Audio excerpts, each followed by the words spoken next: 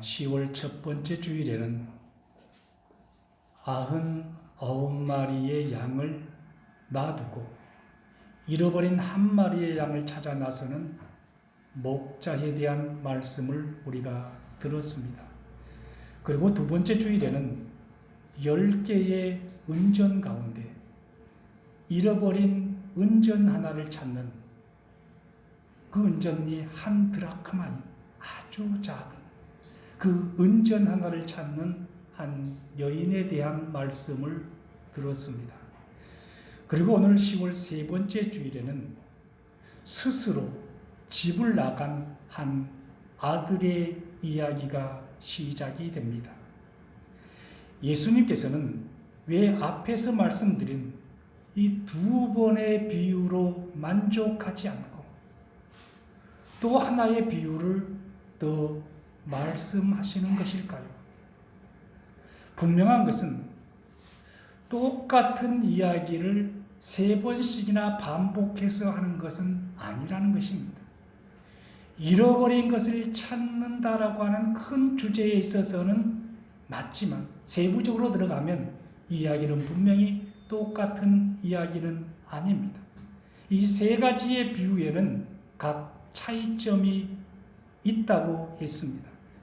잃어버린 양의 경우는 양이 잃어버려진 자리에 있게 된 것은 목자의 책임이라기보다는 양 자신의 부주의나 실수 때문이었습니다. 분명히 목자는 저녁이 되자 양들을 다 불러 모았을 것입니다. 그리고 99마리의 양은 그 목자의 음성을 따라서 목자 곁으로 모였을 것입니다. 그런데 이 한 마리 양이 오지 못한 것입니다. 목자의 책임이라기보다 양 자신의 부주의 혹은 실수 때문입니다. 두 번째 드라크마의 경우는 자기의 의사와는 전혀 관계없이 잃어버려졌습니다. 드라크마가 잃어버린 그 자리에 있게 된 것은 드라크마 자신의 책임이라기보다는 소유하고 있던 주인의 부주의나 실수 때문이라는 것입니다. 드라크마는 움직일 수가 없습니다. 생명력이 없습니다. 무엇을 판단하거나 무엇을 생각할 수 있는 존재가 아니라는 것입니다. 그는 자기의 의사와는 전혀 상관없이 주인이 그를 잃어버렸습니다. 그래서 잃어버린 자리에 있게 된 경우입니다. 앞의 경우와 정반대입니다. 그렇다면 이 두 비유를 통해서 예수님께서는 무엇을 말씀하고 싶었던 것일까요? 바리새인과 서기관들이 상종도 하지 않을 만큼 싫어하는 세리나 죄인들이 세리가 되고 죄인의 자리에 있게 된 것은 그들이 판단했고 그들이 선택해서 그 자리에 있게 된 경우도 물론 있겠지만 자기 자신의 의지와는 전혀 상관없이 나는 그 자리에 있고 싶지 않았지만은 사회적인 환경이 그리고 시대적인 어떤 상황이 그 사람들을 그 자리에 있게 만들었던 요소도 있었다는 것을 이야기하고 싶었던 것입니다. 그런데 중요한 것은 어떤 원인으로 잃어버린 자리에 있는 그들을 하나님은 찾는다는 것입니다. 누가 잃어버렸든 내게 책임이 있든 다른 사람에게 책임이 있든 그것은 하나님 앞에 중요한 것이 아니라 누가 얼마나 더 큰 죄를 지었느냐 이것이 중요한 것이 아니라 하나님은 다 똑같이 긍휼의 대상으로 보고 그들을 찾는다는 것입니다. 애타게 찾는다는 것입니다. 이것이 바로 양과 드라크마의 비유가 우리에게 들려준 말씀의 요지였습니다. 그런데 잃어버린 자를 찾는 주님의 사랑은 여기서 끝나는 것이 아니라 세 번째의 비유의 말씀으로 이제 이어지고 있습니다. 이 세 번째 비유는 앞에서 말씀드린 양이나 드라크마의 비유와는 또 어떤 차이점이 있는 것일까요? 목자는 잃어버린 양을 찾았습니다. 그리고 마침내 찾아냈습니다.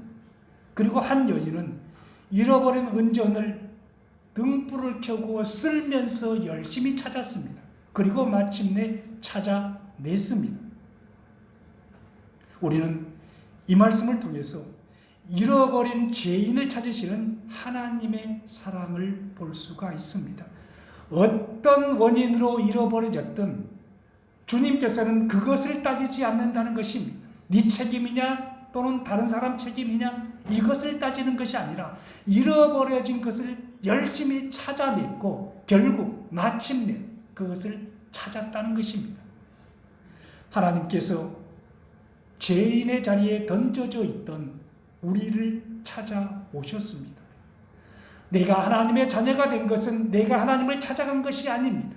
하나님께서 나를 찾아오셨기 때문에 나는 찾아졌을 뿐입니다. 분명 하나님의 사랑이 먼저 우리를 찾아오신 것입니다. 바리새인이나 서기관이든 또는 세리나 죄인이든 모든 사람은 하나님께서 찾아야 할 긍휼의 대상일 뿐이라는 것입니다. 그렇다면 나를 찾고 계시는 이 하나님의 사랑 앞에서 우리가 해야 할 일은 무엇인가? 지금도 이 세상에 수많은 잃어버린 자들이 있는데 그것을 찾으시는 하나님의 이 사랑 앞에서 그들이 어떻게 해야 하느냐, 이것을 말씀하기 위해서 이제 세 번째 비유의 말씀이 주어졌습니다. 앞에 두 비유와는 다르게 세 번째 비유에서는 잃어버려진 아들 편에서도 결단해야 할 것이 있다는 것을 보여줍니다. 양이나 드라크마는 자기들이 내가 잊어버려져 있었네, 내 스스로 우리 주인의 우리를 찾아가야지, 이것이 불가능했습니다. 은전의 경우는 더더욱 불가능했습니다. 그것은 생명체가 아니었기 때문에. 그런데 이 세 번째 비유에서는 잃어버려진 이 아들이 결단을 하고 어떤 마음을 바꾸면 얼마든지 찾아갈 수가 있다는 것입니다. 자기가 찾아갈 수가 있는 능력이 있다는 것입니다. 주인이 잘 몰라도 아버지는 지금 이 아들이 어디에 있는지 잘 모릅니다. 그러니까는 찾아지려면 분명히 이 아들이 스스로 갈 수 있는 방법이 있다는 것입니다. 아버지를 떠난 탕자의 모습은 인간이 하나님과의 관계에서 가질 수 있는 최악의 상황입니다. 여러분, 이것을 우리는 심각하게 받아들여야 합니다. 아버지를 떠난 탕자의 모습, 하나님을 떠난 세상 사람들의 모습은 하나님과 인간이 가질 수 있는 최악의 상황입니다. 집을 나간 아들은 스스로 먼 나라로 가서 허랑방탕한 생활을 하며 모든 것을 낭비했다고 오늘 본문은 우리에게 들려줍니다. 그 결과 이 아들은 모든 것을 잃어버리고 절망 가운데 빠졌습니다. 수중에 있던 모든 돈을 다 써버린 이 아들은 먹고 살기 위해서는 이제 무슨 일이든지 해야 합니다. 일을 하지 않으면 이 아들은 죽습니다. 자기 자신도 내가 줄여 죽는구나, 이렇게 지금 표현하고 있습니다. 결국 그는 남의 집 돼지를 돌보는 종이 되었습니다. 이 아들이 아버지 집에 있을 때는 왕자였습니다. 종이 아니었습니다. 그런데 지금 이제 종이 되었습니다. 하지만 종의 삶은 집을 나간 둘째 아들이 생각했던 것보다 훨씬 비참한 삶이었습니다. 여러분, 하나님을 떠나면 행복할 것 같지만 하나님을 떠난 그 삶은 훨씬 더 비참한 삶이 될 뿐입니다. 돼지가 먹는 지엄 열매조차도 마음대로 먹을 수 없는 그런 비참한 삶이었습니다. 둘째 아들은 자기 마음대로 살아보려고 아버지 집을 나왔는데 결국 돼지만도 못한 인생이 되고 말았던 것입니다. 돼지가 먹는 그것조차도 마음대로 먹을 수 없다면 돼지만도 못한 인생이 아니겠습니까? 다시 한번 세 가지의 비유의 배경이 되는 누가복음 15장 1절 말씀을 보겠습니다. 모든 세리와 죄인들이 말씀을 들으려 가까이 나오니, 이렇게 이야기합니다. 세리와 죄인들이 예수님의 말씀을 들으려고 예수님 앞으로 나왔습니다. 예수님께서는 그런 그들을 친구처럼 받아주셨으며 함께 식탁에 앉아 밥도 먹었습니다. 종과 주인은 절대로 한 식탁에 앉을 수가 없는 시대였습니다. 같은 부류끼리만 식사할 수가 있는 시대였습니다. 심지어는 부모와 자식이 한 식탁에 앉을 수가 없었습니다. 남자와 여자가 한 식탁에 앉을 수가 없는 시대였습니다. 그런데 하나님의 아들인 예수님께서 지금 이 죄인들, 세리와 한 식탁에 앉아 밥을 먹습니다. 이러한 예수님의 모습을 못마땅하게 생각한 사람들이 있었습니다. 15장 2절 말씀을 보겠습니다.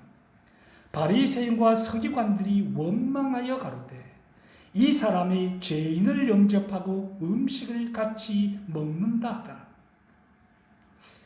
예수님 당시에 이 세리와 그리고 신체 장애인들, 부모 잃은 고아들, 과부들, 이런 사람들은 당시 그 사회로부터 버림받은 사람이었고, 버림받은 사람이었기 때문에 그들에게는 희망이 사실은 없었습니다.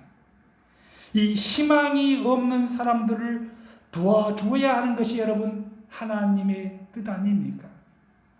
이 소망이 없는 사람들에게 소망을 주는 것이 하나님의 사랑이고, 이 어려운 사람에게 먹을 것을 주는 것이 하나님의 마음이고 뜻입니다. 그런데 당시 유대 종교 지도자들은 이것을 외면했습니다. 저들이 하나님께 죄를 지어서 저 모양 저 꼴이 되었다고 생각하면서 그들에게 일말의 어떠한 자비와 긍휼을 거둬들이고 말았습니다. 베풀지 못했습니다. 그런데 예수님께서는 그런 그들과 대화하시면서 그들을 따뜻하게 받아들였습니다. 그들은 힘있고 권세 있는 지체 높으신 사람들에게 버림받은 자들입니다. 하지만 그들이 버림받은 자리에 있게 된 것은 앞에서도 말씀드렸지만 그들의 책임이 아닐 수도 있었습니다. 드라크마의 비유처럼 이들의 의사와는 상관없이 당시 그 시대 사람들이 그들을 버림받은 자리에 던져버렸는지도 모르는 일입니다. 그러므로 어느 누구도 함부로 판단하거나 그들을 비난해서는 안 되는 일이었습니다. 오히려 은전을 잃어버린 여인처럼 최선을 다해서 그들을 찾아내야 주님의 기쁨이 되는 일이었습니다. 예수님께서는 결코 그들을 포기하지 않으셨습니다. 세상이 버린 사람들, 그 당시 제사장이나 서기관들마저 희망이 없다고 버린 사람들을 예수님께서는 포기하지 않았다는 말씀입니다. 그런데 바리새인과 서기관들은 그런 포기하지 않고 찾으시는 하나님의 마음을 품고 찾으시는 그 예수님을 비난하였던 것입니다. 얼마 전에 유대인들의 이야기를 모아놓은 책을 읽어본 적이 있습니다. 이 책은 예수님 당시 유대인들의 모습을 사실이 아닌 우화적으로 표현해 놓은 책입니다. 이 책에 이런 이야기가 있었습니다. 하나님께서 천사들과 대화를 나누는 이야기입니다. 이것은 사실이 아니라 그냥 그렇게 우화적으로 그렇게 책을 써놓은 것입니다. 성경하고는 좀 다릅니다. 하나님께서 한 천사를 불렀습니다. 그 천사의 이름은 의의 천사였습니다. 하나님께서 의의 천사에게 이렇게 말을 합니다. 내가 세상을 창조하고 그 세상에서 가장 으뜸되는 피조물로 인간을 창조하려고 하는데 너희들의 생각은 어떠냐? 이렇게 물어보았습니다. 그러자 의의 천사가 대답합니다. 하나님, 인간을 창조하지 마십시오. 그 인간들은 온갖 불의로 하나님께서 만들어 놓은 그 세상을 더럽히고 말 것입니다. 하나님께서 두 번째 천사를 불렀습니다. 그 천사의 이름은 거룩의 천사입니다. 하나님께서 거룩의 천사에게도 물었습니다. 내가 인간을 창조하려고 하는데 너 생각은 어떠냐? 그러자 거룩의 천사도 이렇게 대답합니다.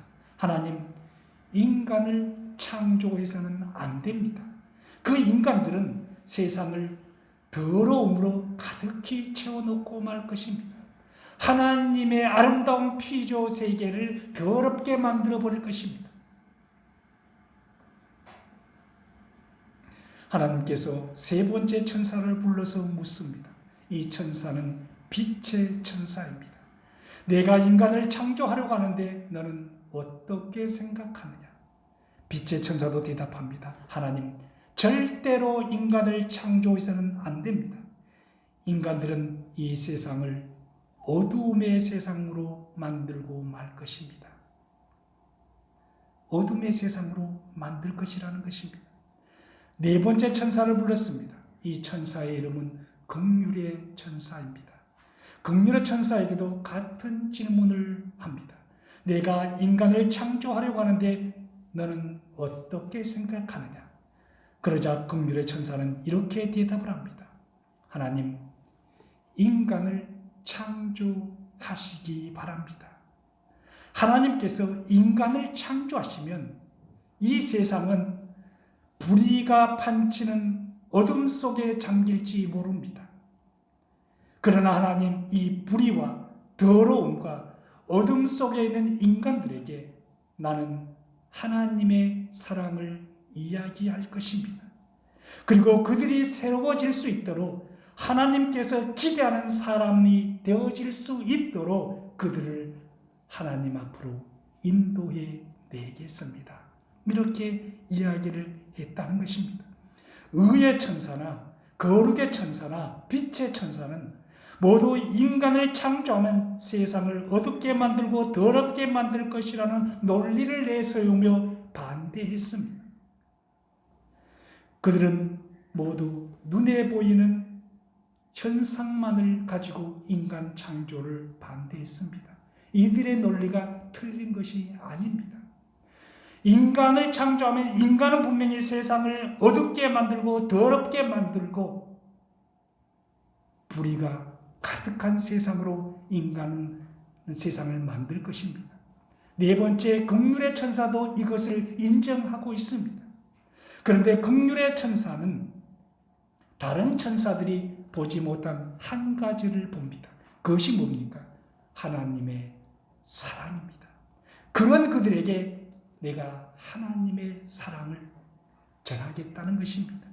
그런 그들이 변화될 수 있도록 하나님의 사랑을 이야기하겠다는 것입니다. 마찬가지 아니겠습니까?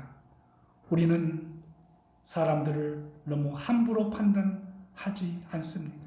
저런 인간은 하나님 믿어서는 안 돼. 저런 인간은 가망성이 없어. 저런 인간은 아무리 이야기해도 들을 존재가 아니야. 우리는 이렇게 하고 저런 인간을 전도할 대상이 아니라고 생각하고 있지 않습니까? 맞습니다. 사람은 쉽게 변하지 않습니다.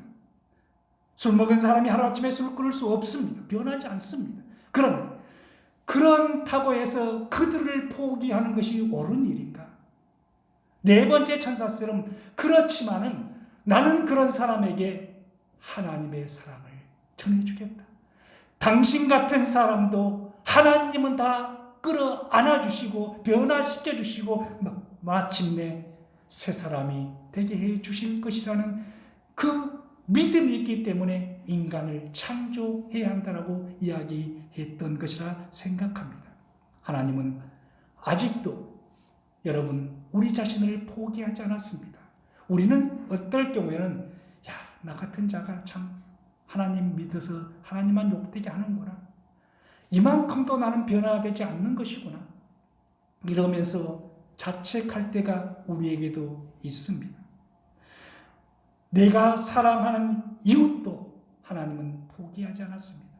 내가 도저히 상대하고 싶지 않은 사람, 저 사람에게는 희망이 없다라고 내가 결론 내어버린 그 사람까지도 하나님께서는 포기하지 않고 그들까지도 찾고 계십니다. 심지어는 하나님을 욕하고 무시하는 사람들까지도 하나님은 포기하지 않으셨다는 사실을 우리가 잊어서는 안 됩니다. 세 번째 비유가 앞의 비유와는 또 다른 점이 있습니다. 잃어버린 양이나 드라크마는 잃어버린 자리에서 자기들 스스로는 주인을 찾아갈 수가 없지만 집을 나간 아들은 스스로의 결단으로 아버지를 찾아갈 수 있는 방법이 있었다는 것입니다. 그 방법이 무엇입니까? 아버지의 사랑을 느끼도록 하나님께서 감동을 주는 것입니다. 여러분, 우리가 하나님을 믿지만 우리가 결단해서 하나님을 믿는 것이 아닙니다. 우리 이칠용 성도님, 우리 교회에 나온 것이 원혜연 집사님이 인도했기 때문에 나왔을 것입니다. 그런데 결국은 그래 나도 한번 교회에 가보자 이 판단을 분명히 했을 것입니다. 그런데 그 판단을 할 수 있도록 우리 이칠용 성도님의 마음에 가슴에 감동을 주시는 분이 있었다는 것입니다. 그분이 바로 하나님이시라는 것입니다. 아무나 하나님의 백성 되는 것이 아닙니다. 내가 전도했다고 모든 사람들이 교회에 나오는 것이 아닙니다. 하나님이 감동시킨 사람이 있습니다. 우리는 그 사람이 누구인지 모르기 때문에 우리는 만나는 사람마다 하나님의 사랑을 전해줘야 합니다. 그가 내가 전도했을 때 나를 비난했다고 내 말을 안 들었다고 실망할 필요 없습니다. 하나님이 감동 주지 아니하면 어떤 사람도 하나님을 아버지라고 부를 수 없습니다. 우리는 너무나도 쉽게 하나님을 우리의 아버지라고 부릅니다. 그런데 나가서 하나님이 당신 아버지라고 한번 불러보십시오. 이렇게 이야기해 보십시오. 어떤 사람은 당신 미쳤어? 이렇게 이야기하는 사람도 있을 것입니다. 하나님께서 감동을 주지 아니하면 안 되는 것입니다. 집 나간 이 둘째 아들이 하나님께서 감동을 주지 않았다고 한다면 스스로 돌아올 수가 없었을 것입니다. 누구든지 결심만 하면 하나님의 품으로 돌아올 수가 있습니다. 이 결심은 아무나 할 수 있는 결심이 아니라 내가 죄인이라는 것을 깨달았을 때에만 가능한 결심입니다. 하나님을 믿는 첫 번째 비결은 내가 죄인이라고 하는 이 사실을 먼저 인지하고 깨달는 데 있습니다. 이것을 깨달지 않고 교회 오는 것은 교회에 나오는 것이 아닙니다. 교회에 나왔다고 다 하나님의 백성, 하나님의 자녀가 아니지 않겠습니까? 내가 죄인이라고 하는 이 사실을 깨달지 못하는 사람은 진정한 회개를 할 수가 없는 것입니다. 죄인이 하나님 앞으로 돌아올 때는 그래서 반드시 회개가 선행되어져야 합니다. 회개는 아무나 하는 것이 아닙니다. 회개는 자기가 죄인이라는 것을 깨달은 사람만이 할 수가 있습니다. 오늘 본문에서 가장 중요한 말씀은 17절의 말씀입니다. 17절은 이에 스스로 돌이켜 이렇게 말씀하고 있습니다. 어떤 영어 성경에는 When he come to himself 이렇게 기록되어 있습니다. Come to himself. 이 말을 그대로 번역하면 무슨 뜻입니까? 자기 자신에게로 돌아왔다는 뜻입니다. 자기 자신에게로 돌아왔다. Come to himself. 그는 아버지께로 돌아오기 전에 먼저 자기 자신에게로 돌아왔습니다. 사랑하는 성도 여러분, 인간이 하나님을 떠날 때 자기 자신에게서도 떠난다는 사실을 여러분 아십니까? 하나님을 떠날 때 하나님만 떠나는 것이 아니라 내 자신으로부터도 떠나버립니다. 내 의식 속에서 하나님을 지워버릴 때 우리의 정체성도 함께 지워져 버린다는 것을 우리는 절대로 잊어서는 안 됩니다. 그래서 하나님을 떠난 사람은 자기 자신의 모습을 보지 못한 채 살아갑니다. 우리가 본질상 진노의 자식들 아니겠습니까? 하나님을 떠난 사람들은 그것 보지 못합니다. 내가 죄인인 줄을 모르고 살아갑니다. 무엇이 잘한 것이고 무엇이 잘못된 일인지 이 자체를 잘 모릅니다. 하나님과 단절되어 있지만 단절된 줄을 모르는 것입니다. 하나님을 떠난 사람은 죽음이 올 수밖에 없지만 이 사실도 모르는 것입니다. 죽음 후에는 반드시 심판이 있는 것이 하나님의 말씀이지만 이들은 심판이 있다는 그 사실 자체도 모릅니다. 하나님을 떠난 사람은 자기 정체성, 자기 자신에게서도 떠나버리기 때문에 이것을 모릅니다. 판단을 할 수가 없다는 말씀입니다. 우리는 스스로 회개할 수 있는 존재가 아니기 때문에 우리에게는 어떤 희망도 없었습니다. 내 자신이 죄인인지 아닌지, 잘하고 있는지 못하고 있는지 이 자체를 모르는데 어떻게 우리가 죄인의 자리에 있으면서도 죄인인 줄 모르는 우리가 무슨 희망이 있겠습니까? 우리 자신에게는 절대로 희망이 없습니다. 우리는 절대로 우리의 힘과 능력으로 하나님을 찾아갈 수가 없는 자들입니다. 그런 우리를 포기하지 않으신 하나님께서 우리가 회개할 수 있도록 우리의 마음에 성령을 통해 감동을 주신 분이 계셨다는 것입니다. 그분이 바로 저와 여러분의 하나님이십니다. 우리는 그 감동 때문에 우리 자신을 바라볼 수 있는 안목이 생겼습니다. 내가 죄인이라는 것을 볼 수 있는 안목이 생겼습니다. 은혜 아니면 살 수 없다는 안목이 생겼습니다. 회개는 자기 자신을 바라보는 것에서부터 시작된다는 것을 잊지 마시기 바랍니다. 인간의 비극은 자기 자신을 바르게 보지 못하는 데서부터 시작됩니다.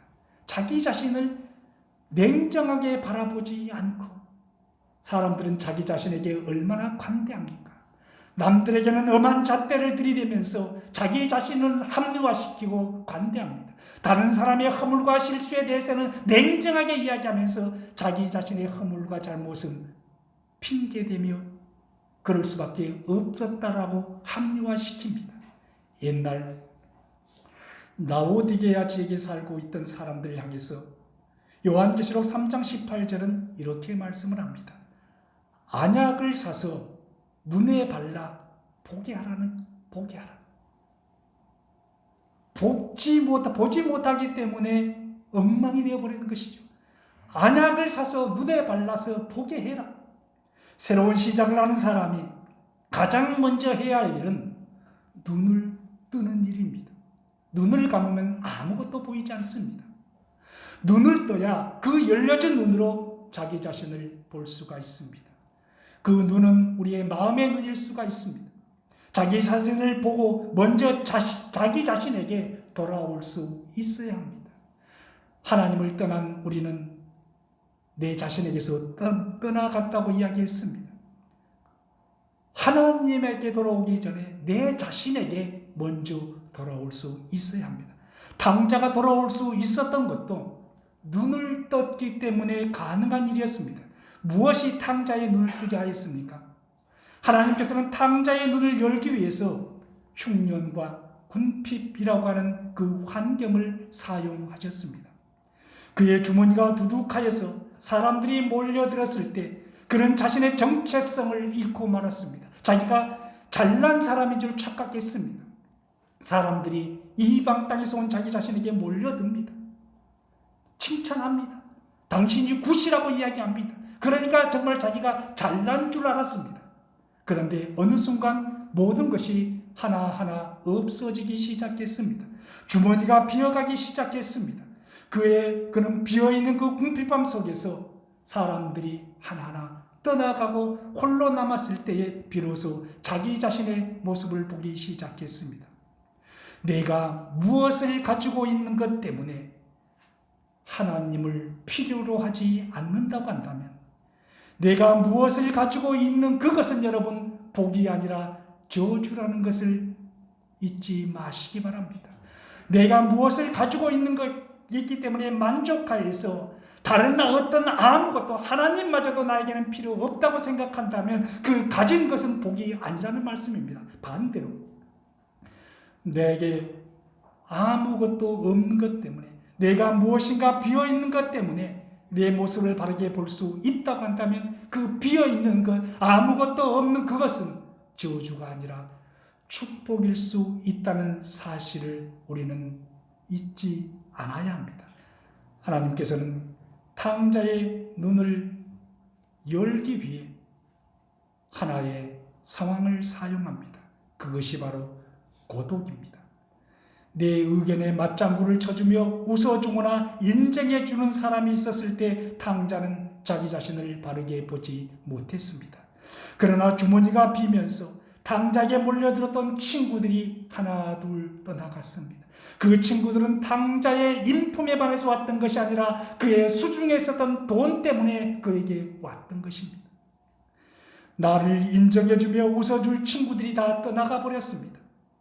나를 인정해주며 내 말은 무조건 옳다라고 말했던 친구들이 다 떠나가 버렸습니다. 그런 상황이 되었을 때에 이 탕자는, 이 둘째 아들은 비로소 고독을 느낍니다. 이 고독은 우리를 새롭게 출발하게 만드는 소방이며 힘이 됩니다. 하나님께서는 탕자를 고독 속으로 몰아넣었습니다. 그 고독을 통해서 냉정하게 자기 자신을 돌아보게 하셨습니다. 회개는 자기 자신을 돌아보는 데서부터 시작됩니다. 이제 탕자는 회개를 통해 아버지께 돌아가는 것이 유일한 해결책이라는 것을 깨닫게 됩니다. 너덜너덜해진 자신의 모습을 본 순간 탕자는 아버지가 생각났습니다. 이 순간, 아버지를 생각한 이 순간 탕자에게 아버지는 마지막 소망이었습니다. 탕자는 내게는 아버지가 필요하다는 생각을 하게 됩니다. 돼지가 먹는 기업 열매도 마음대로 먹을 수 없는 상황이 되었을 때 그런 아버지 집에 있는 품꾼들을 생각해 봤습니다. 지금 똑같은 종이 되어 있습니다. 아버지 집에도 종들이 있었습니다. 그 종들은 먹을 것은 풍족하게 먹었던 것 같습니다. 배부르게 먹었습니다. 그런데 지금 이 탕자는 돼지가 먹는 그 열매조차도 먹을 수가 없어서 배가 고픕니다. 허기가 집니다. 어차피 종 생활을 이렇게 할 바에 내 아버지 집에서 종살이하는 것이 낫겠다. 내가 어떻게 집을 나왔는데 내 분깃을 달라고 해서 나왔는데 다시 아버지 아들로 돌아갈 수 있겠는가? 그것은 불가능하다 할지라도 우리 아버지가 나를 종으로 받아주면은 여기서 종생활하는 것보다 낫겠다. 이 생각을 하게 된 것입니다. 그 생각이 그의 마음을 사로잡자 그는 자리에서 일어났습니다. 이렇게 이제 그는 결단을 하고 아버지 집을 향해서 달려가려고, 아버지 집으로 돌아가려고 자리에서 일어납니다. 이 사람의 운명은 어떻게 될까요? 아버지가 과연 받아줄 것인가? 또는 이 집에 있는 큰 아들은 이 아들을 어떻게 생각할 것인가? 앞으로 이 아들이 정말 집으로 돌아갈 수가 있었을까? 방해해서 돌아가지 못할 수도 있지 않겠는가? 다음 주에 이 아들의 운명이 어떻게 진행되어지는지 우리가 다음 주에 한 번 더 이 말씀을 묵상해 보도록 하겠습니다. 기도하겠습니다.